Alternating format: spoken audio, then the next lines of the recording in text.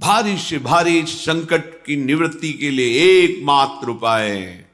यदि आप भजन नहीं करते तो आप दिमाग में लिख लीजिए, चाहे अपनी नित्य डायरी में लिख लीजिए।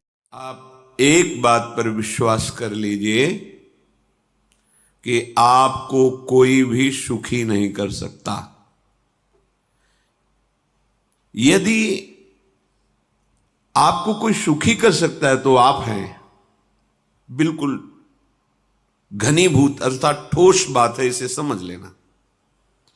यदि आप अपने विचार के द्वारा, विवेक के द्वारा अधर्माचरणों का त्याग करके धर्म पूर्वक जीवन व्यतीत करते हुए भगवान नाम जप करते हैं, तो पूर्व पाप कर्म के अनुसार जब देह रचा गया तो उसमें जो प्रारब्ध दुख सुख का है वो तो आएगा, पर आपको परास्त नहीं कर पाएगा।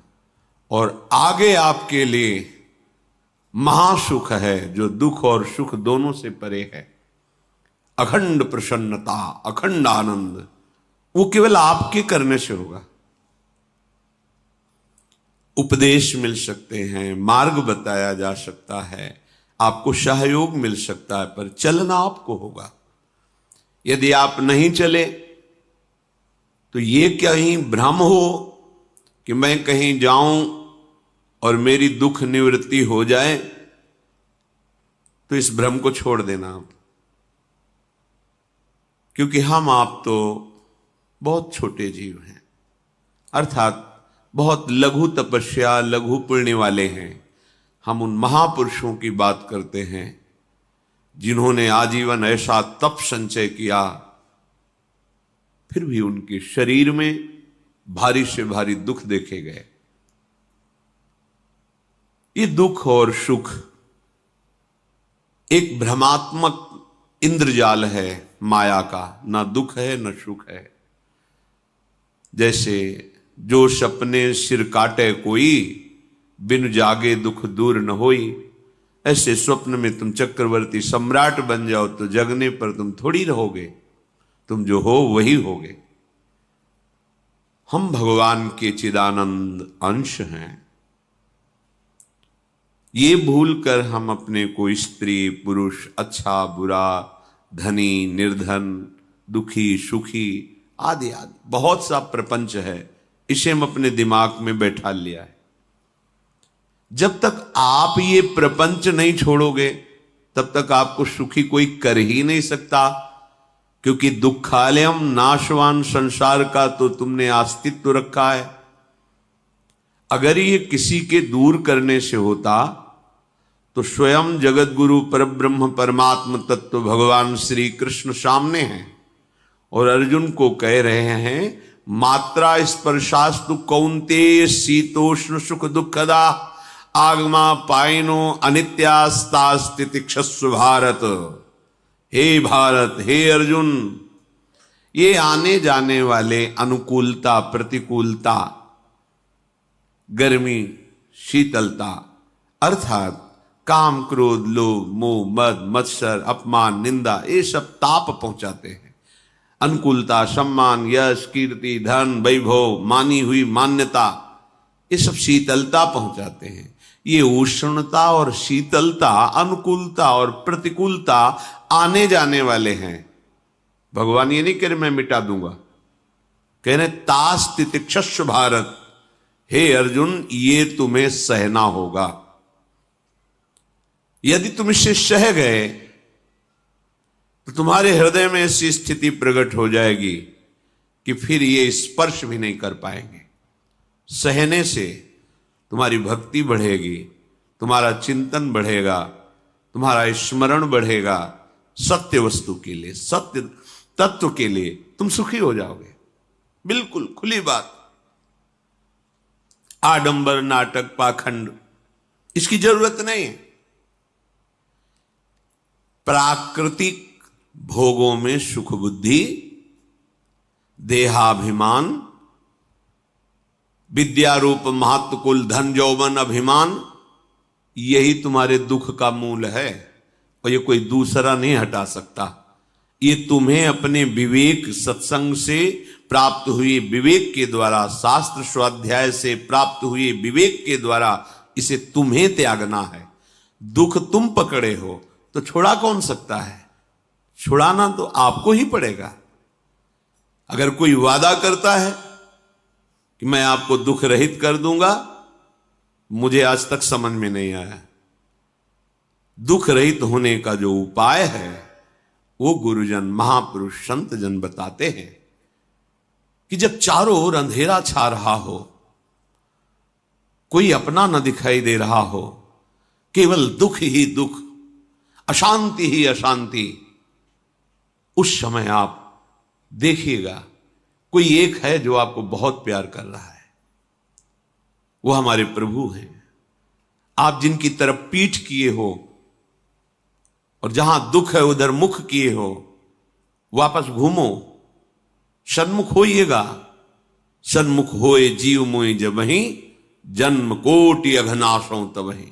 करोड़ों जन्मों के पाप नष्ट कर देते हैं भगवान। जहां प्रभु की तरफ हुए तो पता चला बहुत जन्मों से बिछुड़ा था, वो मेरे स्वामी मिल गए। भारी से भारी संकट की निवृत्ति के लिए एकमात्र उपाय भगवान श्री हरि का आश्रय, उनके नाम का जप। सत्य मान लीजिए, आडंबर से कुछ नहीं होना। चाहे जितने जंतुर बांध लो, चाहे जितना जो कुछ जादू टोना जो मन आवे सो कर लो, बारी मथे घृत होए बरु शिकताते बरु तेल, बिनु हरि भजन न भवतरी यह सिद्धांत अपेल। विनिश्चितम बदामि तेन अन्यथा वचांस में हरि भजन्ति नरा। अटल बात है, यदि भजन नहीं करोगे तो तुम्हें कोई सुखी नहीं कर सकता। तात्कालिक आपको ऐसा लग सकता है मेरा काम बन गया, नहीं, वो तत्कालिक है। हमारा काम बनना तो तब होगा जब हमारा आवागमन मिट जाए, सदा सदा के लिए मुझे ऐसी वस्तु प्राप्त हो जाए कि जहां चाह ही खत्म हो गई, जहां दुख ही खत्म हो गया। वो हमारा स्वरूप है, वो हमारे आराध्य देव हैं। प्रार्थना मान लीजिए, भटकाव से बचिए। ये कलिकाल मलायतन मन कर देख विचार, श्री रघुनाथ नाम बिन नाहिन आन आधार। महापुरुषों ने स्पष्ट कहा है। ये मलायतन मल का आगार है। मल माने कामना, नाना प्रकार की वासना, भ्रष्ट आचरण, छल कपट, दंभ पाखंड, बोलबाला, इसका एकमात्र श्री भगवान का नाम आधार है। जो चाहत है नित्य सुख अर मन को विश्राम, तो हित ध्रुव हित सो भजत रो पल पल श्यामा श्याम श्यामा श्याम श्यामा श्याम। यदि सच्चिदानंद शाश्वत सुख चाहते हो, जहां से कभी हटना ना पड़े, केवल सुख ही सुख है, आनंद ही आनंद है, और मन का विश्राम चाहते हो कि भाग दौड़ मन की मिट जाए, तो बस प्रेम से बोलते रहो श्यामा श्याम श्यामा श्याम, राधे श्याम, राधा राधा राधा वल्लभ। ये बड़ी शोध करके महापुरुषों ने बात कही है। यदि आप भजन नहीं करते तो आप दिमाग में लिख लीजिए, चाहे अपनी नित्य डायरी में लिख लीजिए, जो आप दिनचर्या लिखते हैं। आपको कहीं भी कभी भी कोई भी सुखी नहीं कर सकता। गांठ बांध लीजिए, भटकने की जरूरत नहीं है। और यदि नाम जप करने लगे, धर्माचरण करने लगे, तो तुम आशीर्वाद देने वाले बन जाओगे। सातरति सातरति सा लोकांतारयति। ध्यान दीजिए, वो तर जाता है, वह तर जाता है, वो लोकों को तार देता है। जब पृथ्वी में भयंकर पापाचरण की वृद्धि हुई, असुरों के द्वारा प्रेरित होकर के जहां भी धर्माचरण, नाम कीर्तन, यज्ञ, हवन, होम, ऋषि मुनि विध्वंस कर दो, क्या हुआ? कोई दूसरा दिखाई दिया क्या? नहीं। किसी की सामर्थ्य नहीं थी। सब मिलकर के ब्रह्मा जी के पास गए, जो ईश्वर कोटि के महापुरुष, सबने ब्रह्मा जी से प्रार्थना की। ब्रह्मा जी ने कहा, हम भी जिनके सेवक हैं वही प्रभु अब हमारे दुख का निवारण कर सकते हैं। सोचो, आप किसी और से दुख निवृत्त कराना चाहते हैं? जिसने सृष्टि बनाई है, भगवान ब्रह्मा जी भी कह रहे हैं मैं जिनके सेवक हूं वही प्रभु हमारे और आप सबके दुखों का निवारण करते हैं। तो आपको समझ में नहीं आ रहा कि एकमात्र भगवान श्री हरि ही हमारे दुख का निवारण कर सकते हैं। हमें कहीं भागने दौड़ने की जरूरत नहीं है। साधु समागम इसलिए किया जाता है कि हृदय पवित्र हो जाए। पवित्र हृदय की पहचान बुद्धि में विवेक का प्रादुर्भाव हो जाए और विवेक से मोह का नाश करके हम निरंतर प्रभु के प्रेम में डूबे, भजन में डूबे। सबने एक साथ मिलकर के विचार किया कि महासुख सिंधु प्रभु से विनय करनी तो कहां जाया जाए? वैकुंठ चले, किसी ने कहा क्षीर सागर चले। अपनी अपनी भावना व्यक्त कर रहे थे। तेहि समाज गिरजा में रहेऊ, अवसर पाई वचन एक कहेऊ, हरि व्यापक सर्वत्र समाना, प्रेम ते प्रगट होई मैं जाना। हे गिरिजा, परम वैष्णवाचार्य भगवान महादेव जी कहते हैं, उस देव समुदाय में हम भी थे। हमने कहा कि हमारे तो हृदय में बात ऐसी आती है कि कहीं भागने की जरूरत नहीं है। हरि व्यापक सर्वत्र समाना, जैसे वो वैकुंठ में विराजमान है, क्षीर समुद्र में विराजमान है, ऐसे कण कण में विराजमान है। बस तुम प्रेम से पुकारो, जहां पुकारोगे वहीं प्रभु प्रकट हो जाएंगे। नाम बाणी जहां श्याम श्यामा तहां, नाम बाणी निकट श्याम श्यामा प्रगट। सिद्ध सिद्धांत है, भटकने की जरूरत नहीं। जहां हो वहीं से प्रिया प्रीतम का नाम पुकारो, नाम कीर्तन करो, उनकी लीलाओं का गायन करो, सबको सुख देने की भावना करो। देखो तुम्हारी दृष्टि बदलती चली जाएगी, भगवत साक्षात्कार करने की योग्यता आने लगेगी। ऐसा ही हुआ। सबने मिलकर के श्री भगवान को विनय पूर्वक आर्त भाव से पुकारा। आकाशवाणी हुई, निर्भय हो जाओ, निश्चिंत हो जाओ, मैं स्वयं अपने अंशों के सहित अवतार लेकर इस भूमि का भार हरण करूंगा। तुम सब बड़े बड़े जो देवता हो, जाओ हमारी लीला में सुख लेने के लिए सब ऋक्ष वानर आदि का रूप धारण करो। ब्रह्मा जी, महादेव जी, बड़े बड़े ईश्वर कोटि के लोकपाल बहुत प्रसन्न हुए, क्योंकि भगवद वाणी सत्य है, त्रिकाल सत्य है। सबको विश्वास हो गया कि अब मारा तो जाएगा ये महासुर, जिसको लगता था कोई ना मंत्र के द्वारा मार सकता है ना अस्त्र के द्वारा मार सकता है। स्वयं श्री भगवान पधार रहे। भगवान ने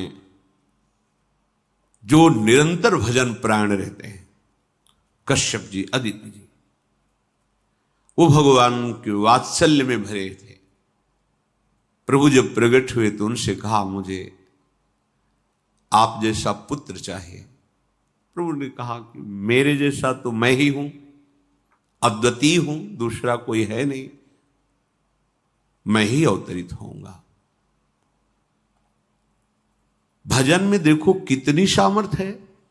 जगत पिता को पुत्र रूप में प्राप्त कर रहे हैं। वही चक्रवर्ती सम्राट अवधपुरी के नरेश महाराज दशरथ जी के रूप में, जिनकी महामहिम अद्भुत सौभाग्य प्राप्त करने वाली तीन ये रानियां, श्री कौशल्या जी, श्री कैकेयी जी, श्री सुमित्रा जी। भगवान वशिष्ठ जी इनके गुरुदेव हैं। प्रायः बड़े बड़े महान जो राज्य पालक रहे, उनके ऊपर राजा के ऊपर महाराजा विराजमान रहे, ऊपर से स्वर्गलोक आदि लोकों से भी ये शिक्षा मिली है। देवराजेंद्र तो भगवान बृहस्पति, दैत्यराज बलि तो भगवान शुक्राचार्य, जनक जी तो सदानंद जी महाराज, दशरथ जी तो वशिष्ठ जी महाराज।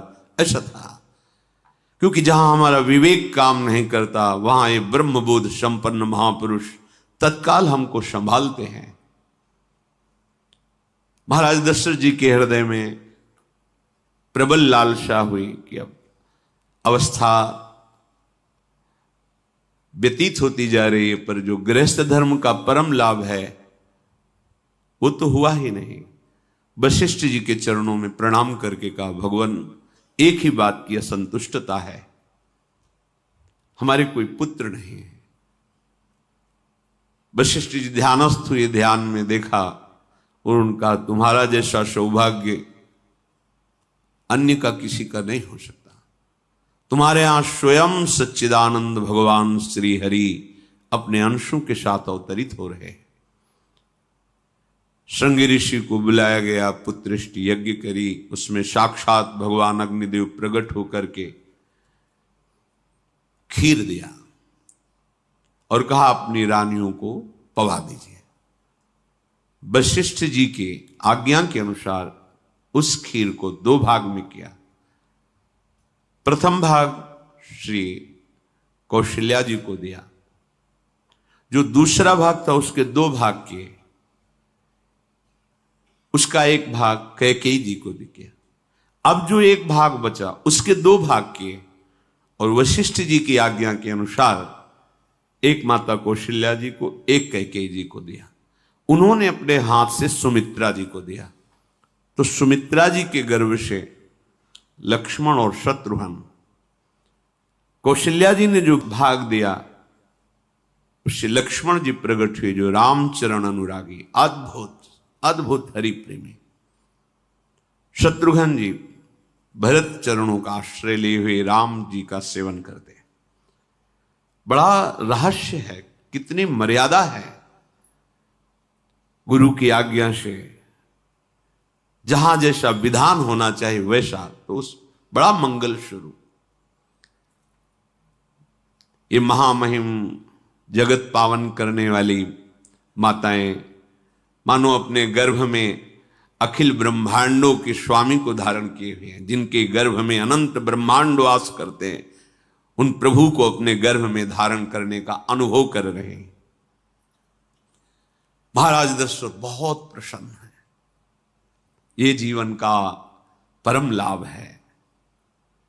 प्रभु हमारे कोई भी हो, माता पिता भाई बंधु सखा पति प्रीतम पुत्र, कुछ भी, ये तो ऐसे करुणामय कोई भाव रख लो और गाढ़ भाव कर लो तो आपको अनुभव कराने लगेंगे। जिस भाव से आप देखोगे कैसा सुख महाराज दशरथ जी को हो रहा होगा, जिनको गुरुदेव से पता है कि स्वयं भगवान पधार रहे।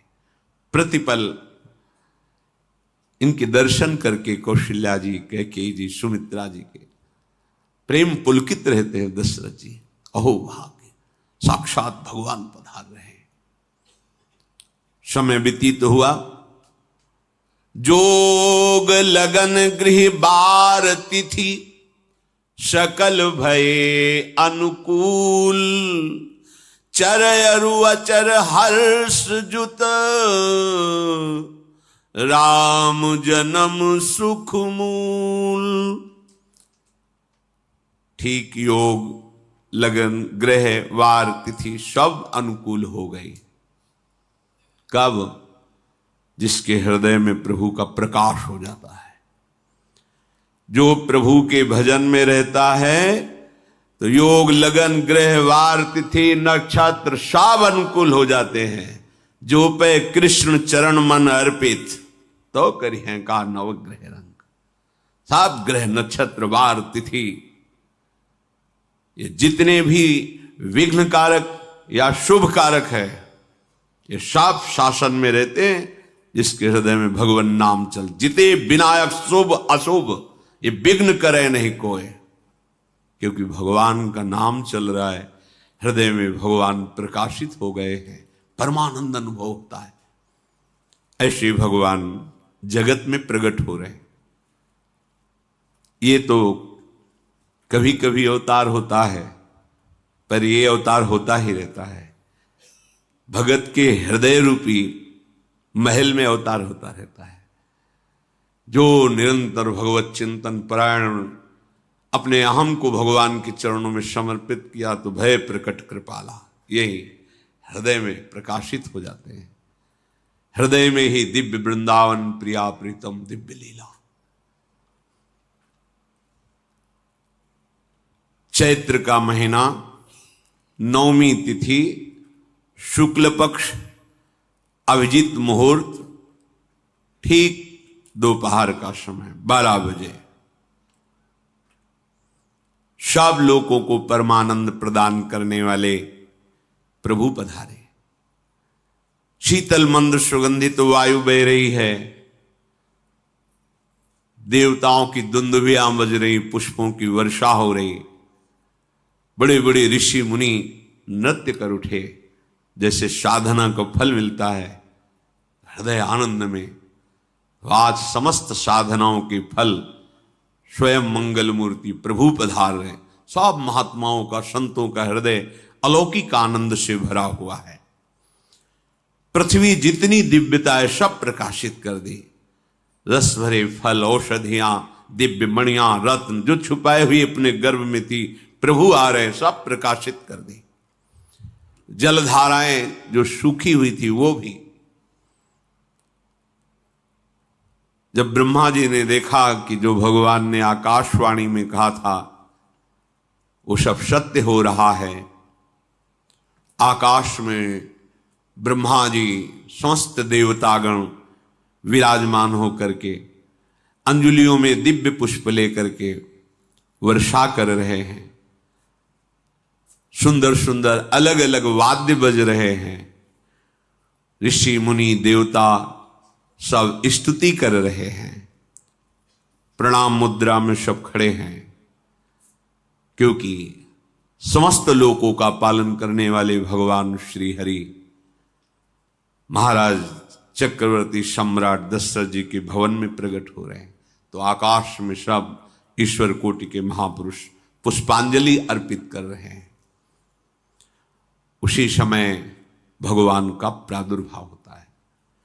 भगवान कभी गर्भ से नहीं प्रकट होते, लीला होती है, ऐसा अनुभव होता है गर्भ है, पर पहले भगवान भगवान के रूप में प्रकट होते हैं, फिर वो बालक बन जाते हैं। कभी ऐसा कहीं नहीं मिला, अनुभव होता है ऐसा, समय से गर्भ रहा, समय से गर्भ बढ़ा, ऐसा अनुभव होता है, पर भगवान प्रकट होते हैं। इसीलिए भय प्रगट कृपाला दीन दयाला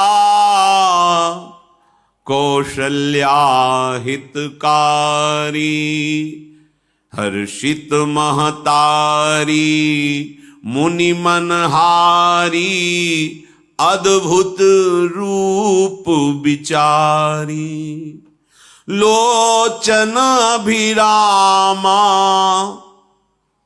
तनु घन श्यामा निज आयुध भुज चारी भूषण बनमाला नयन विशाला शोभा सिंधु खरारी कह दुई कर जोरी अस्तुति तोरी केहि विधि करो अनंता माया गुण ज्ञाना तीत अमाना वेद पुराण भनंता करुणा सुख सागर सब गुण आगर जेहि गावहि श्रुति संता सो मम हित लागी। जन अनुरागी भयउ प्रगट श्रीकंता ब्रह्मांड निकाया निर्मित माया रोम रोम प्रतिवेद कहे मम उर्षो बाशी यह उपहासी सुनत धीर मति थिर न रहे उपजा जब ज्ञाना प्रभु मुस्काना चरित बहुत विधि कीनी चहे कही कथा सुहाई मातु बुझाई जेहि प्रकार सुत प्रेम लहे। दीनों पर दया करने वाले, बात समझिए। बहुत तपस्या है, बहुत गुण है, बहुत बड़े साधक हो, बहुत बात अभी नहीं बनी। दीनों पर दया करने वाले। अगर हमारा भजन साधन बन रहा है, हमें भगवत चर्चा कथन श्रवण का सौभाग्य, धाम नाम रूप लीला, ये मेरे प्रभु की हेतु की कृपा है। आप एक बार भी राधा नहीं बोल सकते, कृष्ण नहीं बोल सकते, एक मिनट भी आप नहीं आ सकते, ये केवल मेरी लाडली की कृपा है। हृदय में किंचन मात्र गर्व नहीं, अभिमान नहीं। वो हमारे भगवान को बहुत प्यारा होता है, प्रियालाल को बहुत लाडला होता है। हमें प्रभु के अगर चरणारविंद के अनुराग में डूबना है तो विवेक से देखो है क्या पास हमारे। अगर कुछ भी दिया हुआ है भौतिक आध्यात्मिक, वो सब मेरे प्रभु का दिया हुआ है, तो गर्व किस बात का, अहंकार किस बात, तो दैन्यता आ जाएगी।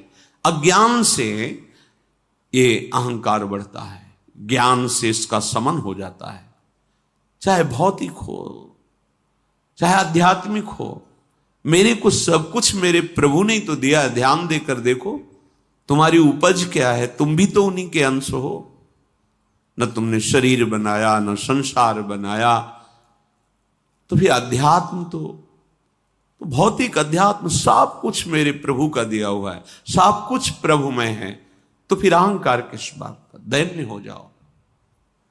यंत्र कहे कि मैं दक्षिण की तरफ चलूंगा और यंत्री तुम्हें उत्तर की तरफ चलावे तो एक कदम चल नहीं सकता यंत्र, ठीक ऐसे ही तुम हो। पर यह ज्ञान ना होने के कारण अहम वृत्ति को स्वीकार करके मनमानी आचरणों में उतर गए। अब तुम्हारा यंत्री माया हुई, यंत्रारूढ़ानि मम मायया। और यदि भगवद आज्ञा का पालन करते हुए भजन परायण, तो आप भगवान के हाथ के यंत्र बन जाओगे, महासुख में निमग्न हो जाओगे। जो दीनों पर सदैव दुलार करते हैं, माता कौशल्या जी को परम सुख देने वाले प्रभु प्रकट हुए। मुनियों के मन का हरण करने वाले प्रभु को सामने देख करके कौशल्या जी आनंद मगन हो गई। प्रभु कहां? सामने। आनंद क्यों मगन? नेत्रों से अश्रुधारा चल रही कौशल्या जी के सामने देखा, श्याम सुंदर विराजमान है, लोचन अभिरामा तनु घन श्यामा। ऐसी अद्भुत श्यामता त्रिभुवन में नहीं, ब्रह्मा जी की बनाई हुई नहीं कोई ऐसी श्यामता जिससे उदाहरण दिया जाए कि प्रभु के श्रीअंग की श्यामता कैसी है। वो बस संकेत के लिए चंद्र शाखा न्याय के अनुसार भले कह दे, नहीं प्राकृतिक ऐसी रचना ही नहीं है जो हमारे प्रभु की इंद्रनीलमणि श्याम मनोहर वो है ही नहीं। वो सामने देख रहे कौशल्या जी, ये भजन का प्रभाव है। अरविंदाक्ष कमल नयन, देखते ही चित्त चुरा जाए, ऐसे नेत्र हैं प्रभु के। अजान बाहु लंबी भुजाएं। और जब प्रभु जहां प्रकट होते हैं चाहे वो कंस कारागार हो या अवधपति का महल हो, पहले वैभव से प्रकट होते हैं। ऐश्वर्य स्वरूप, समस्त आयुध, समस्त वैभव, दिव्य आभूषण, बनमाला, 4 भुजाएं, शोभा के समुद्र, आसुरी वृत्तियों का, भावों का, व्यक्तियों का नाश करने के लिए प्रभु प्रकट हुए हैं। इसीलिए प्रभु से भी बढ़कर प्रभु का नाम है।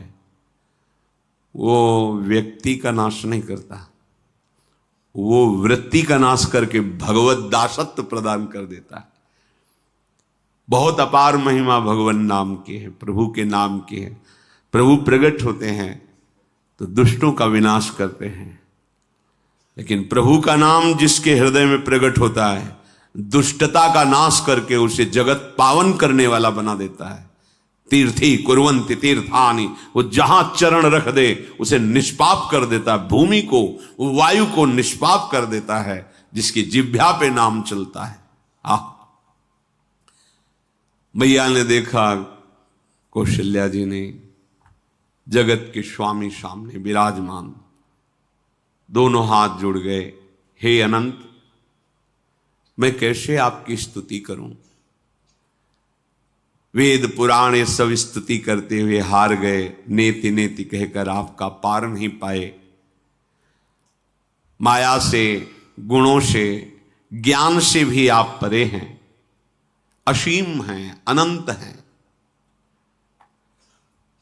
श्रुतियां, संतजन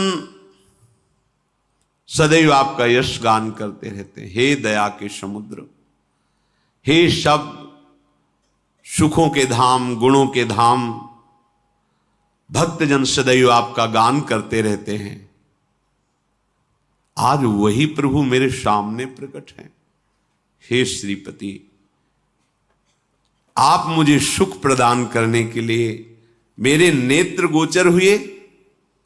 अरे जिनके रोम रोम में अनेकों ब्रह्मांड वास करते हैं, एक रोमकूप में अनेकों ब्रह्मांड वास, वो प्रभु मेरे पुत्र कहलाए, ये तो हंसी की ही बात है। मेरी बुद्धि विचलित हो रही। प्रभु कहां आप असीम महिमा अनंत विराट, आप मेरे पुत्र। जब ऐसा वर्णन कर रहे तो प्रभु मुस्कुराए।